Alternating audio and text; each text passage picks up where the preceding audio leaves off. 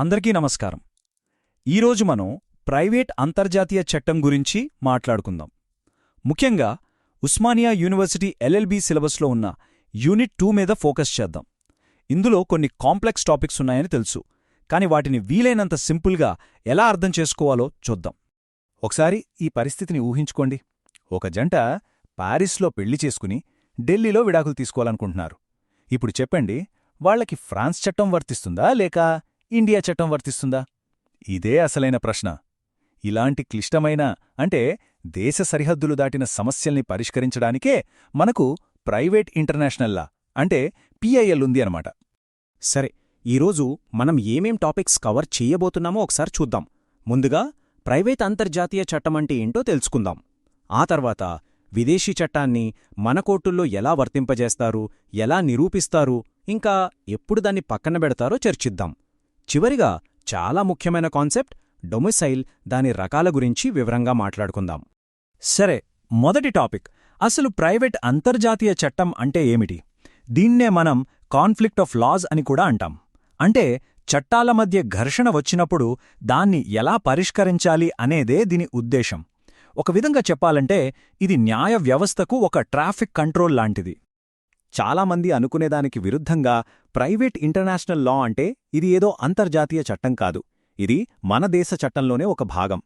సింపుల్గా చెప్పాలంటే ఒక కేసులో ఏదైనా విదేశీ అంశం అంటే ఫారెన్ ఎలిమెంట్ ఉన్నప్పుడు, ఉదాహరణకి కేసులోని పార్టీలలో ఒకరు విదేశీయులైతే లేదా కాంట్రాక్ట్ విదేశంలో జరిగితే, అప్పుడు మన డొమెస్టిక్ లాలోని ఈ ప్రత్యేక నియమాలు అమల్లోకి వస్తాయి.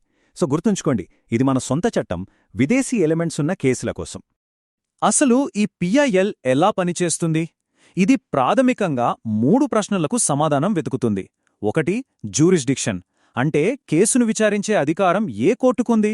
ఢిల్లీ కోర్టుకా, ప్యారిస్ కోర్టుకా? 2, చాయిస్ ఆఫ్ లా. సరే, కోర్టుని నిర్ణయించాక ఏ దేశ చట్టాన్నే అప్లై చెయ్యాలి? ఇండియన్ లానా, ఫ్రెంచ్ లానా? 3, రికగ్నిషన్. ఒకవేళ ఫ్రాన్స్ కోర్టు తీర్పు ఇస్తే ఆ తీర్పుని ఇండియాలో అమలు చేస్తారా లేదా? ఈ 3 స్టెప్స్తోనే మొత్తం ప్రాసెస్ నడుస్తుంది. ఓకే, ఇప్పుడు మనం నెక్స్ట్ స్టెప్కి వెళ్దాం.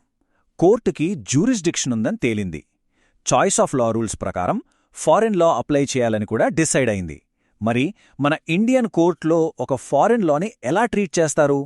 జడ్జికి ఆ ఫారెన్ లా గురించి తెలీదు కదా, అప్పుడెలా? ఇక్కడే ఒక ఫండమెంటల్ ప్రిన్సిపుల్ వస్తుంది. కోర్టులు మన దేశ చట్టాన్ని తెలుసుకుని ఉంటాయని భావిస్తాం. దాన్ని జుడీషియల్ నోటీస్ అంటారు. కాని విదేశీ చట్టం విషయంలో అలా కాదు.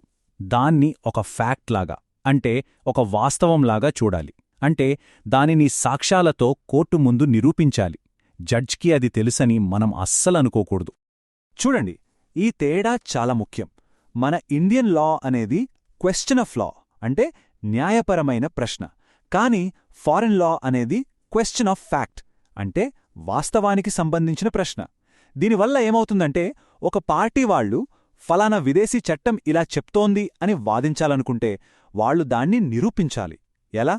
ఆ ఫారెన్ లా తెలిసిన ఎక్స్పర్ట్ని పిలిపించి సాక్ష్యం చెప్పించొచ్చు, లేదా ఆ దేశం యొక్క అఫీషియల్ లా బుక్స్ని కోర్టుకు చూపించొచ్చు. సరే, ఫారెన్ లాని నిరూపించారు అనుకుందాం. ఇప్పుడు కోర్టు దాన్ని గుడ్డిగా ఫాలో అయిపోతుందా? లేదు. కొన్ని ప్రత్యేక పరిస్థితుల్లో నిరూపించినప్పటికీ కూడా మన కోర్టులు ఒక విదేశీ చట్టాన్ని అప్లై చేయడానికి నిరాకరించొచ్చు. వీటిని మనం లీగల్ సేఫ్టీ వాల్వ్స్ అనొచ్చు. అలా ఎప్పుడు నిరాకరిస్తారు? ప్రధానంగా 3 కారణాలుంటాయి. 1, ఆ ఫారెన్ లా మన దేశ పబ్లిక్ పాలసీకి అంటే మన ప్రాథమిక సూత్రాలకు విరుద్ధంగా ఉంటే. 2, అది వేరే దేశానికి సంబంధించిన పీనల్ లా అంటే క్రిమినల్ చట్టమైతే. 3, అది ఫారెన్ రెవెన్యూ లా అంటే పన్నులకు సంబంధించిన చట్టమైతే. ఈ 3 సందర్భాల్లోనూ మన కోర్టులు క్షమించండి, మేము ఈ చట్టాన్ని అమలు చేయలేము అని చెప్పేస్తాయి. ఈ మూడింటిలో పబ్లిక్ పాలసీ అనేది చాలా పవర్ఫుల్ అండ్ కొంచెం అస్పష్టమైన కాన్సెప్ట్ కూడా. దీన్ని అదుపులేని గుర్రం అని కూడా అంటావు, ఎందుకంటే అది ఎటు వెళుతుందో చెప్పలేం. సింపుల్గా చెప్పాలంటే, ఒక ఫారెన్ లా మన దేశ న్యాయ నైతిక విలువలకి పూర్తిగా వ్యతిరేకంగా ఉంటే దాన్ని అప్లై చెయ్యరు. ఒక చిన్న ఉదాహరణ, ఏదో దేశంలో జూదం ఆడటం లీగల్ అనుకుందాం. కాని ఆ జూదం కాంట్రాక్ట్ను ఇండియాలో ఎన్ఫోర్స్ చేయమని వస్తే మన కోర్టులు ఒప్పుకోకపోవచ్చు, ఎందుకంటే అది ఇక్కడ పబ్లిక్ పాలసీకి విరుద్ధం. ఇప్పటివరకు మనం చట్టాల గురించి మాట్లాడాం కదా. ఇప్పుడు మనుషుల గురించి మాట్లాడదాం. ప్రైవేట్ ఇంటర్నేషనల్ లాలో ఒక వ్యక్తిని ఒక నిర్దిష్ట న్యాయ వ్యవస్థతో కనెక్ట్ చేసే ఒక కాన్సెప్ట్ ఉంది. అదే డొమిసైల్. ఇది ఒక వ్యక్తి యొక్క లీగల్ హోమ్ అని చెప్పొచ్చు. చాలా ఏళ్ల క్రితం వికర్ వర్సెస్ హ్యూమ్ అనే ఒక ఫేమస్ కేసులో లార్డ్ క్రాన్వర్త్ చాలా సింపుల్గా చెప్పారు, డామిసైల్ అంటే ఇల్లు, శాశ్వత నివాసం అని. అంటే ఒక వ్యక్తి పర్మనెంట్గా తన ఇల్లుగా భావించే ప్రదేశమన్నమాట. కేవలం నివసించే చోటు కాదు, పర్మనెంట్ హోమ్. ఈ డొమిసైల్ కాన్సెప్ట్కి కొన్ని స్ట్రిక్ట్ రూల్స్ ఉన్నాయి. వాటిని మనం ఖచ్చితంగా గుర్తుపెట్టుకోవాలి. 1. ప్రతి ఒక్కరికీ ఖచ్చితంగా ఒక డొమిసైల్ ఉంటుంది. ఎవరూ డొమిసైల్ లేకుండా ఉండరు. 2. ఎవరికీ ఒకేసారి 1 కంటే ఎక్కువ డొమిసైల్స్ ఉండవు. ఓన్లీ 1. 3. మీరొక కొత్త డొమిసైల్ని సంపాదించారని స్పష్టంగా నిరూపించేంతవరకు మీ పాత డొమిసైలే కంటిన్యూ అవుతుంది.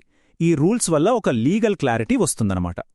సరే, ఇంతకీ ఈ డొమిసైల్ ఒక వ్యక్తికి ఎలా వస్తోంది? ప్రధానంగా 2 రకాలున్నాయి. అవే డొమిసైల్కి 2 పిల్లర్స్ లాంటివి. ఒకటి పుట్టుకతో వచ్చేది, ఇంకొకటి మనం ఎంచుకునేది. ఈ రెండింటి మధ్య తేడాలు చూద్దాం. డొమిసైల్ ఆఫ్ ఆరిజిన్ అంటే పుట్టుకతో వచ్చేది. ఇది మనం పుట్టినప్పుడు మన తండ్రి డొమిసైల్ ఏదైతే ఉంటుందో ఆటోమేటిక్గా అదే మనకొస్తుంది. దీన్ని మనం వదిలించుకోవడం చాలా కష్టం. ఇది ఎప్పటికీ మనల్ని అంటిపెట్టుకొనుంటుంది. ఇక రెండోది డొమిసైల్ ఆఫ్ చాయిస్. ఇది మనం మేజర్ అయ్యాక మనంతట మనమే ఎంచుకునేది. దీనికి 2 కండిషన్స్ ఉండాలి. 1. ఆ ప్రదేశంలో నిజంగా నివసించాలి. 2. అక్కడే శాశ్వతంగా ఉండిపోవాలనే గట్టి ఉద్దేశముండాలి. ఈ డొమిసైల్ ఆఫ్ చాయిస్ని మనం జీవితంలో మార్చుకుంటూ ఉండొచ్చు. ఈ 2 కాకుండా 3వ రకం కూడా ఉంది. అదే డొమిసైల్ ఆఫ్ డిపెండెన్స్, అంటే ఆధారపడినవారి డొమిసైల్.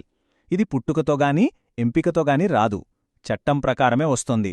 ఉదాహరణకి మైనర్ పిల్లల డొమిసైల్ వాళ్ల తండ్రి డొమిసైల్ మీద ఆధారపడి ఉంటుంది. అలాగే పాత చట్టాల ప్రకారం భార్య డొమిసైల్ ఆమె భర్త డొమిసైల్ని అనుసరించేది. అయితే ఈ విషయంలో ఇప్పుడు మార్పులొస్తున్నాయి. సో మొత్తం మీద చూస్తే ఈ కాన్సెప్ట్స్ అన్నీ ఒకదాంతో ఒకటి ముడిపడి ఉన్నాయి.